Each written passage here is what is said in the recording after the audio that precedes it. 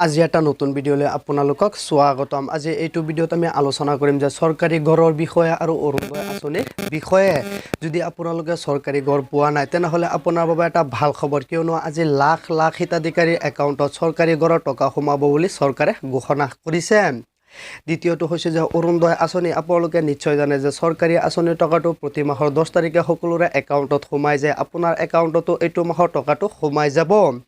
যদি আপোনালোকে অৰুণোদয় আঁচনিত আবেদন কৰিছিলে এতিয়ালৈকে টকা পোৱা নাই তেনেহ'লে আপোনাৰ বাবে ভাল খবৰ, কিয়নো এইটো মাহত আপোনালোকে নতুনকৈ টকাটো প্ৰথম কিস্তিৰ টকাটো লাভ কৰিব। আৰু যিসকল নেকি অৰুণোদয় আঁচনিত আবেদন কৰিছিলে প্ৰথমতে টকা পাইছিলে কিন্তু কিবা কাৰণত টকা পোৱা নাই, তেওঁলোকৰ একাউণ্টতো টকাটো সোমাই যাব, কিয়নো চৰকাৰে ঘোষণা কৰিছিলে যে কিছুমানৰ একাউণ্টৰ কিবা খেলি মেলি আছিলে, সেইখিনি কাম চৰকাৰে কমপ্লিট কৰিছে, সেইটো কাৰণে তেওঁলোকে টকাটো পোৱা নাছিলে। কিন্তু এইটো মাহত সকলোৱে টকাটো পাব বুলি চৰকাৰে ঘোষণা কৰিছে। যদি আপুনি অৰুণোদয় আঁচনিৰ কাৰণে আবেদন কৰা নাছিলে তেনেহ'লে আপোনালোকে টকাটো লাভ কৰিব। কেনেকৈ লাভ কৰিব? চৰকাৰে ঘোষণা কৰিছিলে যে যিসকলৰ নেকি ৰেচন কাৰ্ড আছে তেওঁলোককো অৰুণোদয় আঁচনিটো প্ৰদান কৰিব বুলি ঘোষণা কৰিছে। তেনেহ'লে নিশ্চয় আপোনাৰ ৰেচন কাৰ্ডটো আছে। যদি আপোনাৰ ৰেচন কাৰ্ডটো আছে তেনেহ'লে আপুনিও চৰকাৰী অৰুণোদয় আঁচনিৰ টকাটো লাভ কৰিব। যিসকলৰ ৰেচন কাৰ্ড আছে সকলোৱে লাভ নকৰে, কিয়নো লাহে লাহে চৰকাৰে সকলোৰে একাউণ্টত টকাটো সোমাই দিব। এইটো মাহত হয় কিছুমানে আবেদন নকৰা কিছুমানৰ একাউণ্টত টকাটো সোমাব পাৰে, কিয়নো যিহেতু ৰেচন কাৰ্ড আছে। চৰকাৰে কৈছিলে ৰেচন কাৰ্ড থকাসকলক প্ৰতিটো পৰিয়ালতে অৰুণোদয় আঁচনিৰ টকাটো দিব বুলি ঘোষণা কৰিছিলে, কিন্তু সকলোৱে এইটো টকাটো নাপাবও পাৰে। লাহে লাহেকৈ টকাটো সকলোৰে একাউণ্টত সোমাই যাব। হয়তো হ'ব পাৰে এইটো মাহত কিছুমানে টকাটো লাভ কৰিব আৰু এইটো আগৰ মাহত আৰু কিছুমানে টকাটো লাভ কৰিব। এনেকুৱাকৈ প্ৰতি মাহে মাহে তেওঁলোকে টকাটো একাউণ্টত সোমাই যাব, এনেকুৱা হ'ব পাৰে। সেইটো কাৰণে যদি আপোনাৰ ৰেচন কাৰ্ডটো আছে তেনেহ'লে আপোনাৰ একাউণ্টতো নিশ্চয় টকাটো সোমাই যাব। আপোনালোকে ভাবিব পাৰে যে এইটো মাহৰ 10 তাৰিখে আপোনাৰ একাউণ্টটো চেক কৰিলে আপোনালোকে গম পাই যাব যে আপোনাৰ একাউণ্টত টকাটো সোমাইছে নে নাই। যদি আপুনি আবেদন কৰিছিলে তেনেহ'লে আপুনি টকাটো পাব। যদি আগৰ পৰা টকাটো পাই আছে তেনেহ'লেও পাব, আৰু যদি আবেদন কৰাই নাছিলে তথাপিও আপোনালোকে টকাটো লাভ কৰিব, কিয়নো ৰেচন কাৰ্ড আপোনাৰ থাকিলেই টকাটো লাভ কৰিব। সেইটো কাৰণে আপোনালোকৰ একাউণ্টটো আপোনালোকে চেক কৰি ল'ব যে আপোনাৰ একাউণ্টত টকাটো সোমাইছে নে নাই। যদি সোমোৱা নাই তেনেহ'লে আপোনালোকৰ অহা মাহত আপোনাৰ একাউণ্টত টকাটো সোমাই যাব।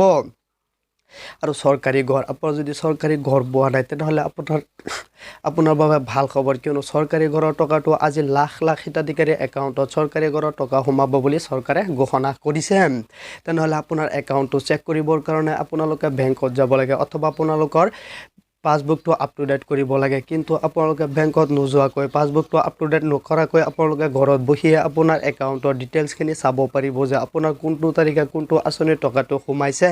যদি আপুনি বিচাৰে বেংকত নোযোৱাকৈ ঘৰত বহিয়ে চাব বিচাৰে আপোনাৰ নিজৰ মোবাইলতে যে আপোনাৰ আঁচনিৰ টকাটো সোমাইছে নে নাই, তেনেহ'লে এটা কমেণ্ট কৰি জনাই দিব কেনেকৈ চাব লাগে। আমি নেক্সট ভিডিঅ'ত আপোনালোকক দেখুৱাই দিম যে কেনেকৈ আপোনালোকৰ নিজৰ মোবাইলৰ জৰিয়তে আপোনালোকে চাব পাৰিব যে আঁচনিৰ টকাটো আপোনাৰ একাউণ্টত সোমাইছে নে নাই।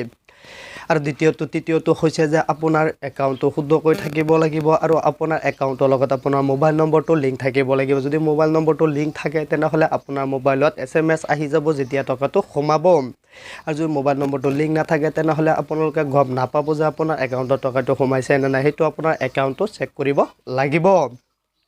তেনেহ'লে আপোনালোকে সোনকালে আপোনাৰ মোবাইল নম্বৰটো বেংক একাউণ্টৰ লগত লিংক কৰি লওক। তেনেহ'লে আপোনালোকে যিকোনো আঁচনিৰ টকা হওক বা যিকোনো টকাই হওক আপোনাৰ বেংকৰ লেনদেনৰ ক্ষেত্ৰত যিকোনো ক্ষেত্ৰতে হওক আপোনালোকে বেংকত নোযোৱাকৈ আপোনাৰ ঘৰত বহিয়ে চাব পাৰিব, কিয়নো আপোনাৰ মোবাইলত SMS আহি যাব।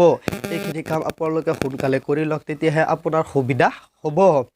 আৰু যদি আপুনি বিচাৰে যে অৰুণোদয় আঁচনিত নতুনকৈ আবেদন কৰিব বিচাৰে তেনেহ'লে আবেদনো কৰিব পাৰিব। যদি আপুনি আবেদন কৰিব নিবিচাৰে ৰেচন কাৰ্ড থাকিলেও আপুনি টকাটো লাভ কৰিব, কিন্তু সেইটো টকাটো লাভ কৰোঁতে আপোনাৰ সময় লাগিব পাৰে, কিয়নো চৰকাৰে লাহে লাহেকৈ ৰেচন কাৰ্ড থকাসকলক টকাটো প্ৰদান কৰিব। একেলগত সকলো ৰেচন কাৰ্ড থকা হিতাধিকাৰীসকলৰ একাউণ্টত টকাটো নোসোমায়। সেইটো কাৰণে আপোনালোকে এইটো মাহত যদি টকাটো লাভ যিসকলে কৰিব অহা মাহত আৰু মানুহে লাভ কৰিব, এনেকুৱাকৈ বাঢ়ি গৈ থাকিব। সেইটো কাৰণে আপোনালোকে সোনকালে চিন্তা কৰিব নালাগে, আপোনাৰ একাউণ্টত টকাটো সোমাই যাব। আপোনালোকে একাউণ্টটো চেক কৰি চাব পাৰে।